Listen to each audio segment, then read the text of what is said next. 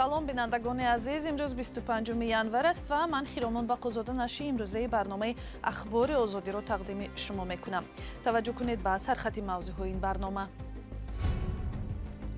дар душанбе маросими дафни тарҷумони шинохтаи Қуръон баргузор шуд. Донишманди шарқшинос Мирзо Мулло Аҳмадро дар оромгоҳи Сари Осиё ба хок супурданд. Планашон бисёр буд, бояд бисёр корашон дар пеш буд, хай насибашон амрӯз аст. Мақомот дар Тоҷикистон ба ширкати ҳавоии Сомонер дар пардохти андоз сабукӣ доданд. Билетҳо арзонтар мешаванд ё бетағйир мемонанд? дар Тоҷикистон соҳиби хона шудан осон аст ё не? Чанд сол бояд кор кунед ки соҳиби хона шавед? Суоли радиои Озодӣ ба чанд раҳгузар. мақсад ман худам ози бехонао даргаштам, дар назарам ки намеодам, аммо хеле ранги мори бехонао дарам. дар душанбе дар синни 74-солагӣ адабиётшинос ва шарқшиноси саршинос Мирзо Мулло Аҳмад даргузашт ки дар таҳқиқу нашри осори рӯдакӣ, муаррифии фарҳанги тоҷикӣ дар Эрон ва баргардони Қуръон ба забони тоҷикӣ нақши муҳим доштааст. Наздикон мегӯянд ки донишманди маъруф бемор буд. дар суҳбат бо ҳамкоронам Нигораи Фазлиддин ва Искандари Фирӯз ҳамкорони ин донишманд аз саҳми ӯ ёд карданд. донишманди шинохта ва тарҷумони Қуръон ба забони тоҷикӣ даргузашт. Мирзо Мулло Аҳмад 75 сол дошт. ӯро дар оромгоҳи Сари Осиёи Душанбе дафн карданд. пайвандонаш гуфтанд аз бемории дилу гурда ранҷ мекашид. Касал будан чанд сол бемории гурда доштан, бу камака бемории қалб доштан. Планашон бисёр буд, бояд бисёр корашон дар пеш буд, хай насибашон амрӯз аст. дӯстону ҳамкоронаш гуфтанд Мирзо Мулло Аҳмад осори рӯдакиву фирдавсиро таҳқиқ карда, донишномаи рӯдакӣ дар 3 ҷилд ҳосили он аст. мегӯянд орзу дошт осори Хайёмро ҳам пажӯҳиш кунад, аммо умр вафо накард. охирон пажӯҳишҳое ки устод роҳбари лоиҳа буданд, муштаракоти фарҳангии байни форси забонҳоро кор мекарданд, ки то чӣ андоза имрӯз ин муштаракот ҳифз шудааст ва дар оянда чӣ тавр ин муштаракотро мешавад тақвият бахшид. Мирзо Мулло Аҳмад узви Академияи миллии илмҳои Тоҷикистон буд. даҳҳо китобу рисола ва мақола ба мерос гузоштааст. ба гуфтаи баъзе аз ҳамкоронаш, на танҳо барои тоҷикон. дар миёни донишмандони хориҷӣ ҳам обрӯ эътибори зиёде доштанд ва танҳо дар Ирон аз рӯи баъзе маълумотҳое ки аст 30 асарашон ба алифбои форсӣ нашр шудааст. саҳмашон дар пешрафти адабиётшиносии тоҷик, дар шаҳршиносии тоҷик, дар ироншиносӣ хеле муассир аст. номи Мирзо Мулло Аҳмад на танҳо дар пайванд ба илм, балки баъзе аз баҳсҳо дар бораи ҳайкали рӯдакӣ дар боғи ҳамномаш дар Душанбе низ расонаӣ шудааст. худаш гуфта буд дар он муҷассама ҳарчанд симои ҷавонии шоир аст, симои шоиронаи рӯдакӣ хуб таҷассум наёфтааст. танқиде ки зоҳиран касе пайи ислоҳаш нашуд, аммо дар таърих монд.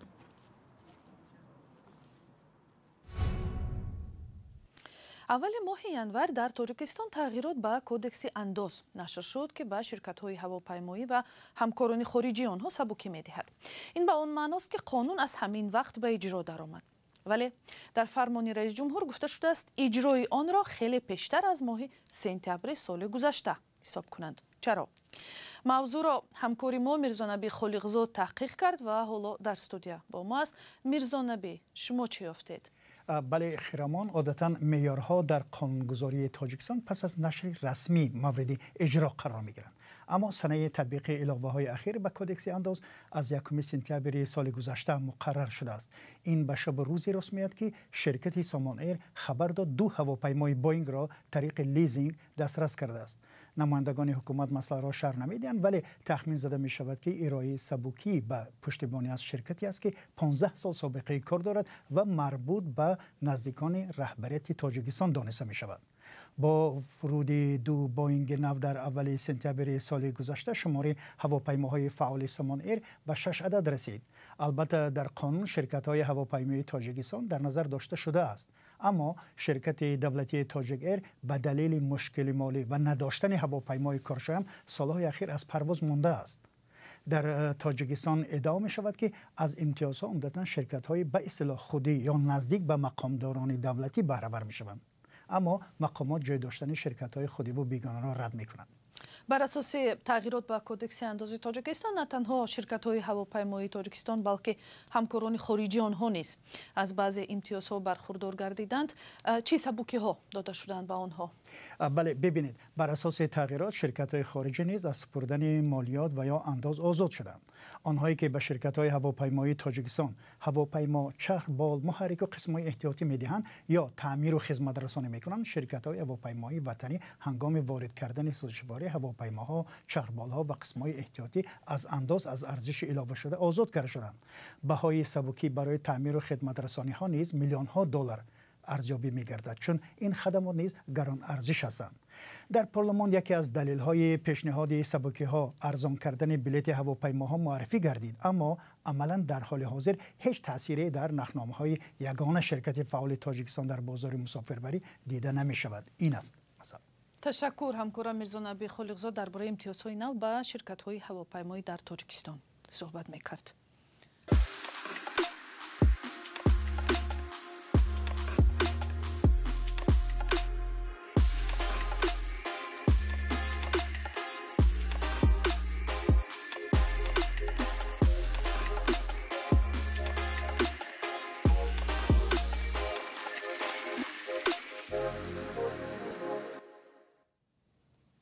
سردی‌های کم نظیر زمستان امسال مشکلات زیاد را در حیات معیشی ساکنان تاجیکستان آشکار کرد و یکی از این مسئله‌ها کمبود حمام برای زنان بوده است. چون این مشکل در بسیار منطقه‌های تاجیکستان احساس می‌شود و یکی از آنها شهر کولاب بوده است. محمود جان رحمتزاده میگوید کمبود حمام‌های جمعیتی را در هوای سرد و خانه‌های بی‌گرمی و بی‌آب را بیشتر از همه ساکنان خانه‌های بلندآشیانه احساس کردند. کاری هر روزه این مرد گرم کردن آبی حمام است.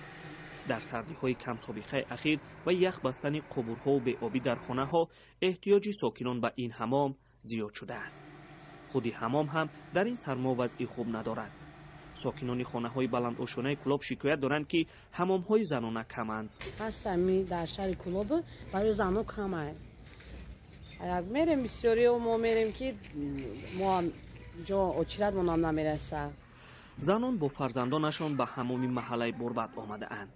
نرخ شستشوی در اینجا برای کلانسالان 20 و برای کودکان 10 سامانی است.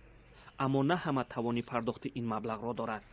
از همین سبب برخی ها خانه خویش و تبار یا خودداری از شستشوی را به میدانند. این نرفته میخونه که هممون کسال میخونه نمیبریم سون نیست. کمی حمام در این سردی ها نه تنها مشکلی ساکنان کولاب است. در شبکه‌های اجتماعی زن‌های از دوشنبه و باختر خوجند نیز حمام زنانه می‌جویند. در کولاب هم صاحب این حمام میگوید که در این سردی‌ها حتی پیرزن‌ها را قبول کرده بود. سردی هوا و بی‌آبی سبب شده است که آنها از بودن حمام‌های زنانه آگاه کردند. بسیاری می‌آیند، اویلاوی می‌آیند، دخترکون زنکون کم پیرو می‌آیند، میان دوم میکنن در حق رئیس میروند. بسیاری وقت میگن که ما بانیا را یکم بار دیدیم. شهر کولاب در جنوب تاجیکستان قرار گرفته است. این شهر از جهت اهالی سیومین کلانترین شهر کشور است. یک قسمتی ساکنانش در خانه‌های بلند آشیانه زندگی میکنند. زمستان قحطان امسال سرد آمده لوله‌های آب یخ بست. ساکنان خانه‌های بلند آشیانه مجبور شدند از پایان به بالا آب کشند. همین یخبندی به خصوص احتیاج زیاد به حمام یا گرمابه‌های زنانه را آشکار کرد. محمود جان رحمتزاده، آزادی، کولاب. سازمان‌های حامی آزادی بیان از حکومت قرغیزستان خواستند فشار به مطبوعات آزاد از جمله دفتر رادیوی آزادی در بیشکک را بس کنند. دو روز پیش وزارت فرهنگ و اطلاعات قرغیزستان از دادگاه خواست که دفتر بخش قرغیزی رادیوی آزادی را در بیشکک ببندند، زیرا به گفته وزارت در انعکاس مناقشه مرز با تاجیکستان گویا بی‌طرف نبوده است. پیش از این برنامه صحبت داشتیم با اجرا کننده رئیس بخش قرغیزی رادیوی آزادی در پراگ کوبات قاسمبکوف. نخست از او پرسیدیم تا کجا طلب وزارت فرهنگ برای بستن درهای ازتیک میدیا میتواند جدی باشد؟ Как вы знаете, радио «Азатек» работает уже 70 лет. شما خبر دارید که رادیوی آزادی علاقه 70 سال باز کار میکند. از زمان کسب استقلال قرقیزستان در دوره‌های پرزیدنتی دیگران نیز حمله‌ها بر رادیوی آزادی جای داشت. حالت‌هایی بود که مقامات پخش برنامه‌ها را قطع می‌کردند، برنامه‌های ما را از نشر برمی‌داشتند، ضد گزارش‌های علیحده به دادگاه شکایت می‌کردند. ولی هیچگاه در گذشته مسئله قطع فعالیت رادیوی آزادی در قرقیزستان مطرح نبود. این طلب خیلی جدی است. رادیوی اروپای آزاد، رادیوی آزادی طلب مقامات را رد می‌کند. پرزیدنت این رسانه جیمی فلای طلب مقامات قرقیزستان را غیر قانونی نامیده است. طور او گفت نوابسته به عمل و حرکت‌های مقامات قرقیزستان، رادیوی آزادی خدمت به مخاطبانش را ادامه خواهد داد. از کوبات قاسمبکов همچنین پرسیدیم آیا چنین برخورد سخت تنها نسبت به رادیوی آزادی روا دیده شده است و فضای آزادی بیان در عموم در قرقیزستان حالا چگونه است؟ Радио «Азатек» одно из немногих независимых. رادیوی آزادی یکی از کم شمارترین رسانه‌های بی‌طرف و با نفوذ در قرقیزستان است و طوری گفتم این رسانه 70 سال باز عمل می‌کند. سازمان‌های با نفوذ بین‌المللی مثل کمیته دفاع از ژورنالیستان، گزارشگران بدون مرز، متخصصان مطبوعاتی در قرقیزستان با یک آواز درباره بدتر شدن وضع آزادی مطبوعات و آزادی بیان در این کشور می‌گویند. شما خبر دارید که ماه نوامبر از قرقیزستان یک ژورنالیست تحقیقگر بسیار با نفوذ بولات تیمیروف به روسیه خارج شد. یعنی همه این و دیگر حادثه ها بیانگری بدتر شدن وضعیت است. کوبات قاسمبکov اجرا کننده وظیفه رئیسی بخش قرقیزی رادیوی آزادی در پراگ هم صحبت ما بود و برنامه رو با یک مطلب دیگر از تاجیکستان ادامه می‌دهیم. در این کشور با وجود افزایش با سرعت خانه سازی شکایت همچنان زیاد است که زور اکثریت برای خرید حداقل یک خانه دو اتاقی نمی‌رسد. سال‌های اخیر ساختمان بناهای خرد و بزرگ در بسیاری از شهر و ناحیه‌ها ادامه دارد ولی اکثریت میگویند برای خرید یک خانه خرد باید 10 ساله ها کار کنند. همکاری ما امیر سویف در روزهای برفی هفته گذشته از چند رهگذر پرسید که خانه خصوصی و یا امکان خرید آن را دارند؟ نه، منزل استقامتی خودم نیست. نه گفتن میتونم که اجاره نشینم، نه گفتن میتونم که خانه دارم. در یک اداره دولت کار میکنم، در دونی چه خواب میکنم. برای ما مردم میونه خیلی بگوی قیمت هست. مقصد یک خانه 400,000 سامان بالا می رود. برای یک خانه گرفتن، یک خانه گرفتن 400-500,000 سامان در پوره. برای صاحب 400-500,000 شدن ما در کمش در 18 سال 20 سال وقت در کوره که ما ذخیره کنیم خانه بخریم. مقصد من خودم اوزی به خانه درگشتن در نظرم که نمیودم اما هم خیلی رنگ ما به خانه دارم. نمی زیاد ممکن به خانه در بود. خیلی اکو بسیار سوالی خوب داده اکو. خیلی هر کس در هر خلای آدمی که در تاجیکستان کار میکنه قینتر است.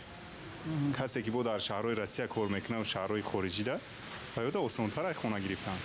البته اهالیمون از یافته است. بعد زندگی خوب کرده استیم روز به روز سال به سال.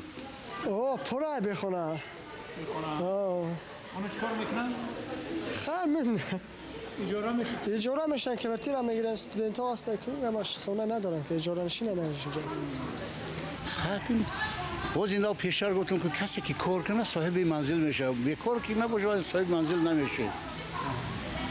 در دوشنبه صاحب منزل شدن دشوار است یا نه؟ آخه سر کار نگرفتم به این. برای که منزل داریم و خودر سر کار نداریم به این. منزل در رودکی است. منزل در رودکی است. برای که خیلی پولم که نداریم که فکری شکل نمیشه. ما چنین همون زندگیمون هست. شگر. صاحب خانه شدن مشکل است. قریب صاحب خانه شدن البته مشکل است که روی هست که مثال با طریق کار کردن. رسیدیم به پایان برنامه ولی نشر خبرها با عکس و ویدیو هر ساعت در سامانه رادیوی آزادی ادامه می‌یابد. خداحافظ.